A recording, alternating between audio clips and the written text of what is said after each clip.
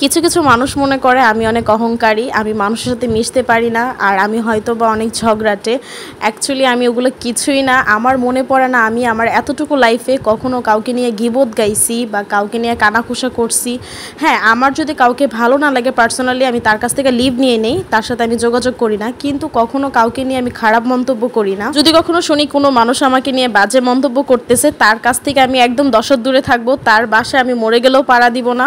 So যাই হোক, আজকে আমি কিছু গরিব মানুষদেরকে খাবার দিচ্ছি, আর এখানে আমি কিন্তু দিচ্ছি খিচুড়ি আর হচ্ছে মুরগির রোস্ট। আমি চাইলে বিরিয়ানি দিতে পারতাম, বাট নিয়তটা করা হয়েছিল যে আমি সবাইকে খিচুড়ি দিব, আর বিরিয়ানি দিলে হয়তো বা প্রত্যেকটা প্যাকেট থেকে আমার 20 টাকা করে বাঁচত, কারণ বিরিয়ানির দাম কম আর হচ্ছে খিচুড়ির দাম বেশি।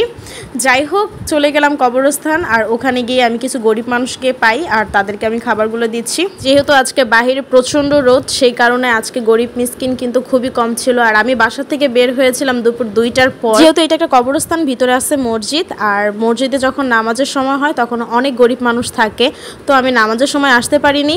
বাহিরে যারা দাঁড়িয়েছিল আমি তাদেরকেই দিয়ে দিয়েছি। যাই হোক, সবাই আমার জন্য দোয়া করবেন, আল্লাহ তাআলা যেন আমাকে ভালো রাখে, আমি যেন আমার পরিবারের পাশে সবসময় থাকতে পারি। সবাই